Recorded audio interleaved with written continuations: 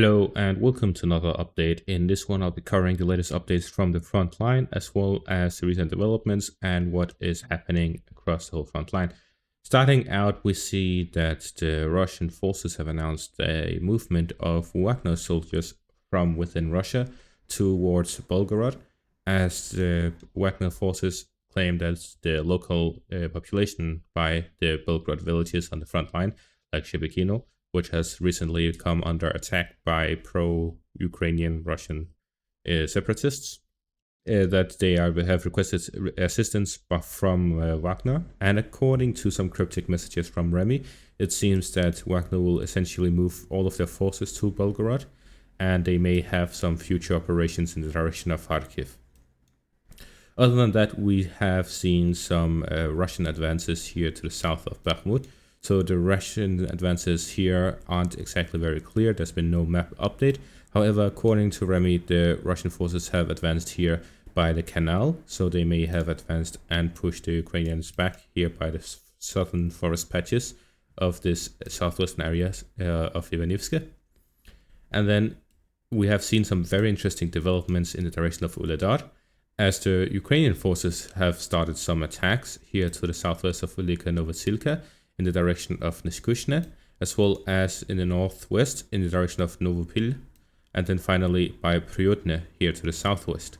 So this is actually very interesting because it's a three-pronged attack, and this is actually not a start of the summer offensive, but some more testing the Russian defenses, making sure that they could attack this if they wanted to. So there's some probing attacks testing the waters.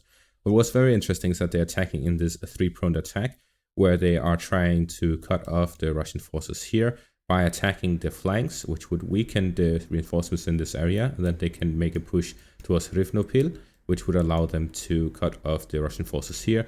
However, it seems that the Russian forces launched heavily artillery strikes across the probing forces, which were two companies of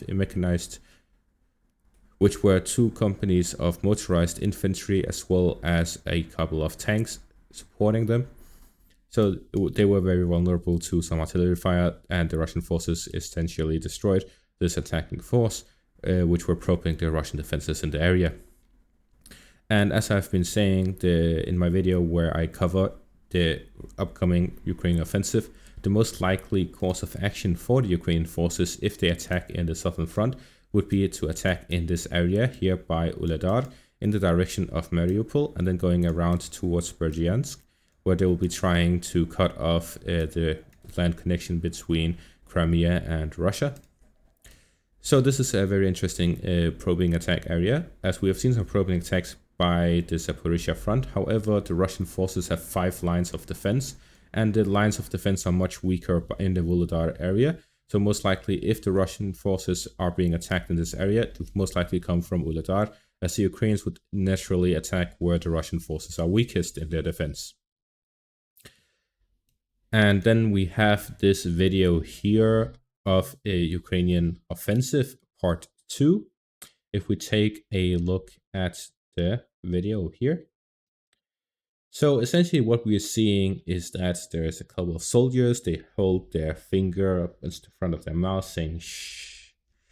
And this is very ironic because if anything, the Ukrainians have a very hard time shutting their mouths. They keep announcing that they're going to launch an offensive, keep announcing everything they receive and all of these things.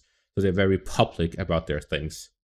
And then we see this trailer here, and there we go. Some text that I don't really understand. I can't read Ukrainian, and F16 fighter jets.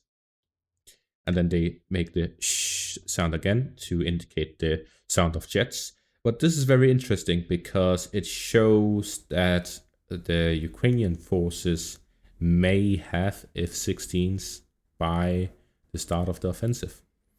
And although that sounds absurd, we have seen that the Ukrainian forces have claimed, or the Western forces or the Western countries have claimed, that the Ukrainians can train on F16 fighter jets in just 4 months. Now this is very interesting because here in Denmark we have seen some F16 exercises throughout January, where they have been mainly flying around nighttime by the sunset and after.